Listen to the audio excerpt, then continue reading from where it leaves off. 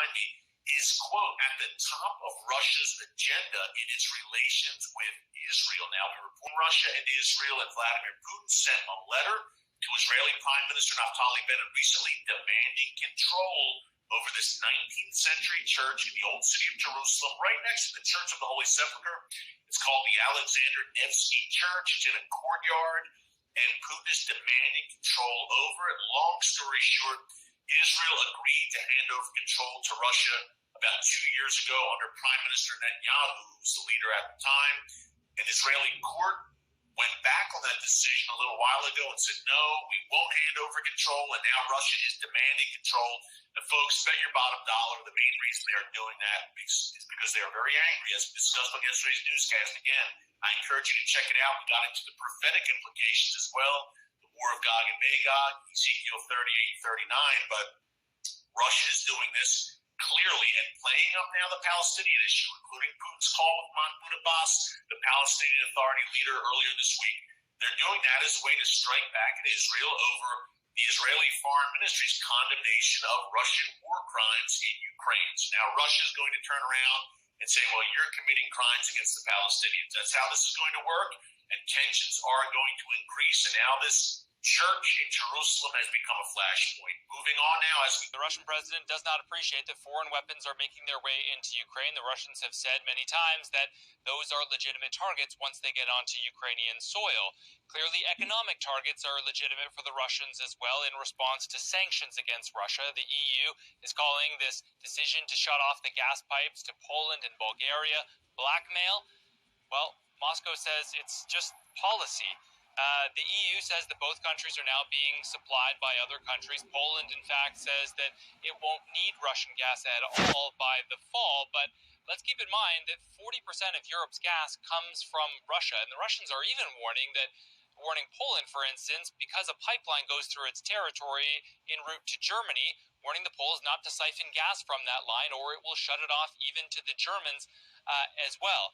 It seems, John, like the footprint of this war is beginning to expand as well. There were 3 missile strikes on Russian territory in the early hours this morning. One about 10 miles inside of Russian territory, hit an ammunition depot there. Another one 75 miles in. The Russians say that it was struck down, and then a third 200 miles from the Ukrainian border on Russian territory. It's not clear in that case what it hit, but the city that was being aimed at is a key military and transportation hub. Now, the Ukrainians did not take direct responsibility for these strikes, but they might as well have.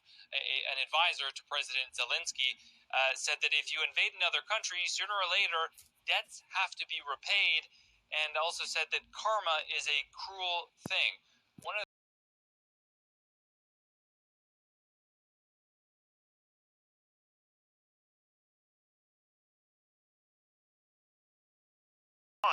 Yet Blinken this week was essentially forced during testimony before a Senate panel in Washington, D.C., to acknowledge this week during Senate testimony that Iran is seeking to assassinate former Trump administration officials.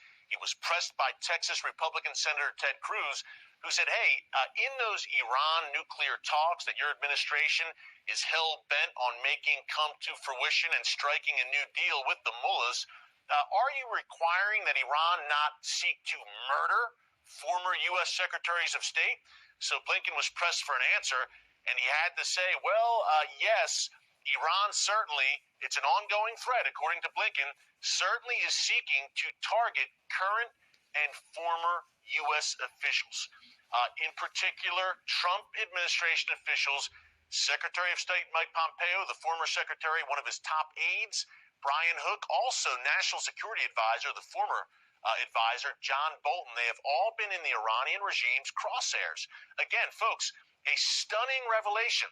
At the same time that the Biden administration is negotiating a deal with Iran that would gift wrap the Iranian regime billions of dollars in sanctions relief, with nothing in return, by the way, for the United States.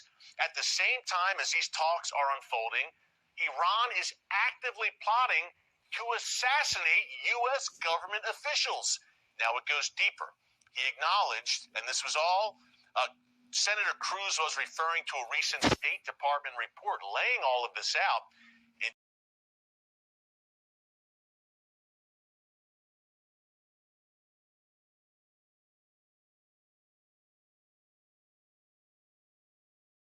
Victoria Coates is one of the 51 on the sanctions list who served as Deputy National Security Advisor in the Trump administration.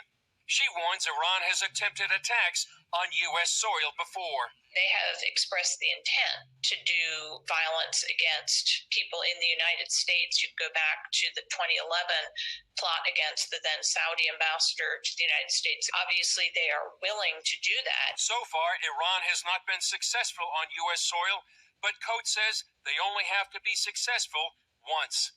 She says it serves as a wake-up call to the Biden administration. I would like them to see the Iranian regime for what it is. This is what they do. And so when you are attempting to negotiate with them, bear this in mind. The smiling face you see across the table from you is maybe not the real face of this regime. And look at their actions, not at their words or what they might be willing to say in Vienna. Coates warns about being too eager to enter into a nuclear agreement. 100 miles from Iran right now, folks. It's right across the Gulf. So, of course, one of the main topics of conversation here in Manama over the past few days has been the Iranian threat, in particular, three things that we hit on frequently here, of course, on the Watchman newscast. Number one, the Iranian nuclear program. Number two, Iran's ballistic missile program. And number three, Iran's drone program, its attack drone program, which it has used to great effect across the region, working mostly through proxies, as we've laid out here many times on the Watchman newscast. Think of Hamas and Islamic Jihad in Gaza, the Houthis in Yemen, Hezbollah in Lebanon, those militias in Iraq, in Syria, armed to the teeth, courtesy of the Iranian regime with those ballistic missiles and attack drones. Well, put yourself in Bahrain's shoes, just 100 miles from the head of the snake in Iran. Now, we're not like Bahrain. Now, I want to break down what I'm hearing from Bahraini officials about the Iranian threat, but a quick note, especially to my American viewers, and we have viewers from around the world, but if you're an American saying, hey, where's Bahrain on the map? Well, it's in the Arabian Gulf, as I mentioned, off the coast of Saudi Arabia. But number two, you might be saying, well, why should I care as an American or a Westerner, or really no matter where you live? Well, the U.S. Fifth Fleet is based right here in Bahrain. This is their headquarters. That means some 20,000 U.S. sailors and Marines are based right here in Bahrain, along with 2 aircraft carriers, some fighter jets for sure, and a very close working relationship, lots of cooperation between the U.S. military and the Bahraini military. And these are some of the most pivotal and strategic and important waters in the world, of course, whether the Fifth Fleet is patrolling the Arabian Gulf, the Gulf of Oman, the Indian Ocean, the Straits of Hormuz, of course. They're doing it from here, from Bahrain. So again, this tiny nation punching far above its weight in many areas, and this is what Bahraini officials feel about the Iranian nuclear threat. Remember, this is a Muslim nation, of course, a majority Shia, but many Sunnis here as well. Iran also Shia majority, and Iran, according to Bahraini officials, over the years has been attempting to sow discord here inside Bahrain. Now think of the Iranian model in Lebanon, of course, where Hezbollah, Iran's main proxy, has gained seats in the parliament in Lebanon. The enemy within has been the strategy of Iran in Lebanon, working through Hezbollah. The same goes for Iraq. The same goes, of course, for Syria, where it's not a political thing. It's more Iranian soldiers literally on the ground with boots on the ground. And of course in Yemen through the Houthis, and of course in Gaza through Hamas and Islamic Jihad. Iran wants to do the same thing right here in Bahrain, in its immediate neighborhood, of course, establish a proxy army here in Bahrain, which of course would give Iran closer proximity to strike against Saudi Arabia, to strike against the United Arab Emirates.